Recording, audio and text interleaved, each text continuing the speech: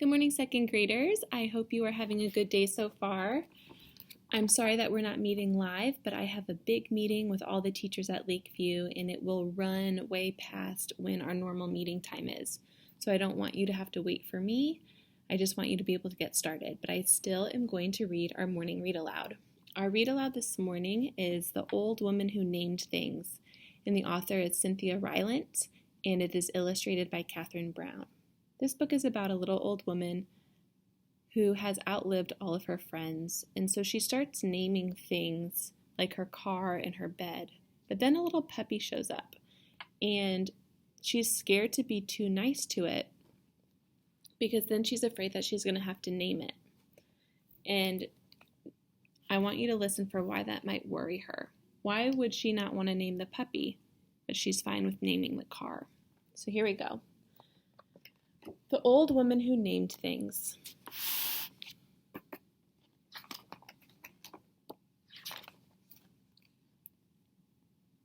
Here we go. Once there was an old woman who loved to name things. She named the old car she drove Betsy. She named the old chair she sat in Fred. She named the old bed she slept in Roxanne. And she named her old house Franklin. Every morning she would get out of Roxanne, have a cup of cocoa and Fred, lock up Franklin, and drive to the post office in Betsy.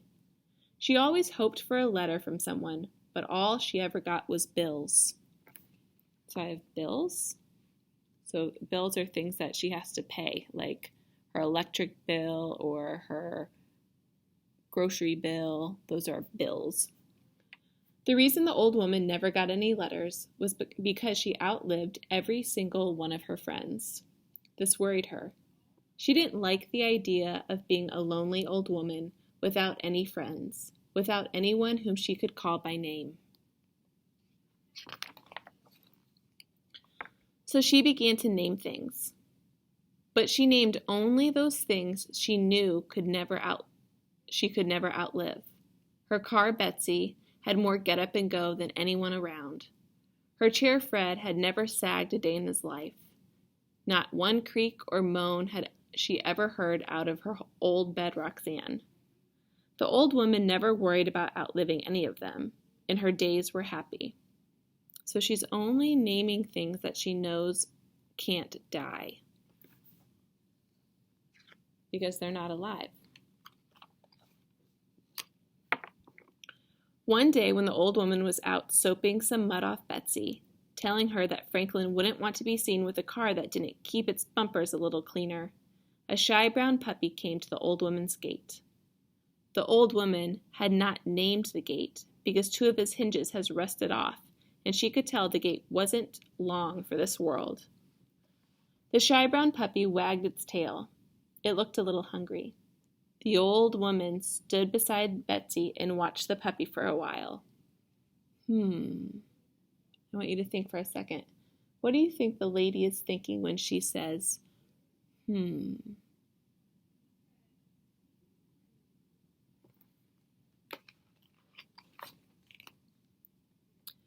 she walked into Franklin, got a chunk of ham from her refrigerator, and came back outside.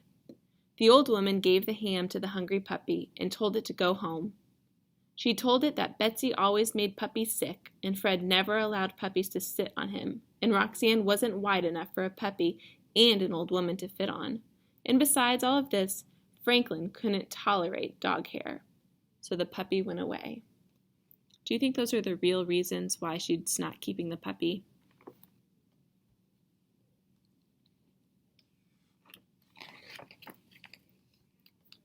But the next day the puppy was back. The old woman was sitting in Fred, reading a book on everlasting flowers, when she saw the puppy through her window. "Go home," she called to the puppy. The puppy wagged its tail when it saw her. "Go home," she called again. But the puppy just kept wagging. The old woman noticed that it still looked a little hungry, so she went to her refrigerator. She gave the puppy a hunk of cheese and 2 biscuits. Then she told it to go home, and the puppy went away.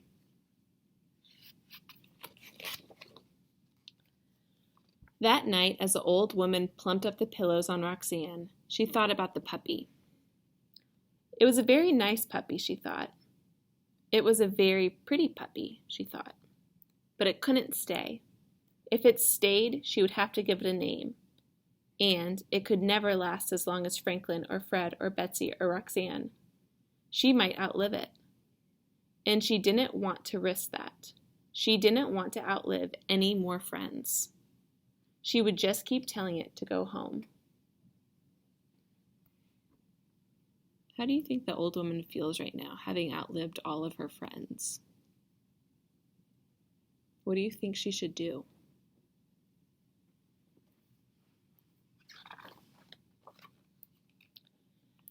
Every day, the shy brown puppy came to the old woman's gate. Every day she fed it and told it to go home.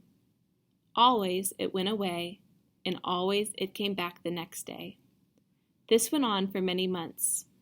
The puppy got bigger and bigger until soon it wasn't a puppy anymore.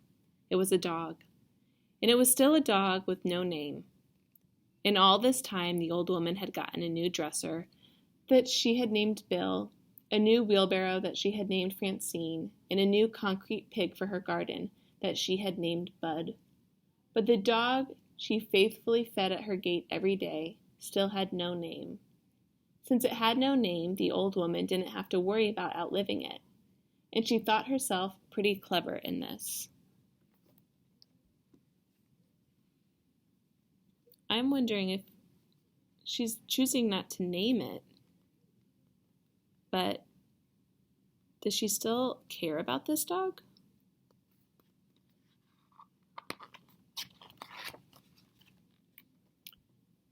Then one day the shy brown dog did not come to the old woman's house. She sat and fed and watched the gate all day long, but the dog never came. The old woman felt sad. The next day again the dog did not come. The old woman drove Betsy around town looking for the dog, but she did not find it.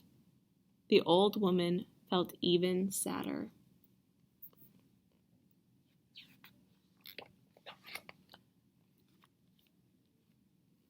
The following day, when still the dog did not come, the old woman knew she had to do something. She picked up her telephone and called the dog watcher. "Have you caught any shy brown dogs?" the old woman asked the dog catcher. "We've got a whole kennel full of shy brown dogs, ma'am," said the dog catcher. "Was yours wearing a collar with its name on it?" "No," said the old woman sadly, and she hung up the telephone. Why do you think the woman's sad now? When he asked her, was he wearing a collar with his name on it?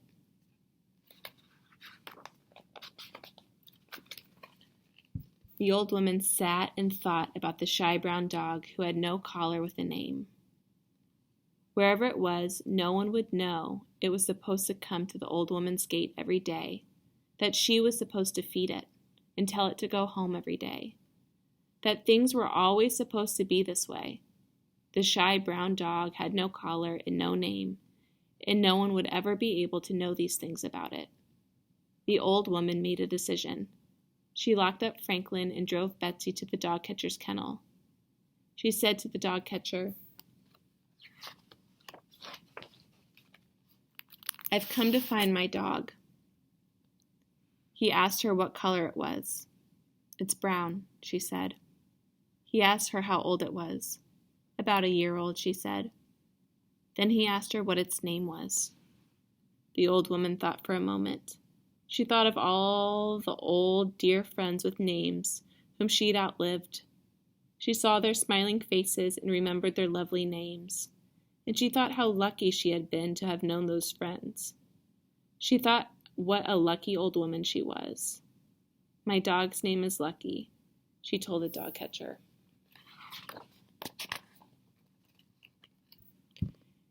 He led her to a big yard full of white dogs and black dogs and brown dogs. The old woman looked and looked and looked, and finally she saw her own shy brown dog sitting beside a gate. The dog was looking at Betsy, parked in the driveway. The old woman called out, "Here, Lucky!" And at the sound of her voice, the shy brown dog came running.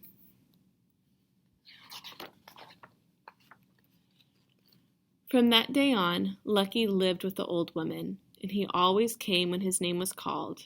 It turned out that Betsy didn't make all dogs sick, and Fred was happy to allow a dog to sit on him.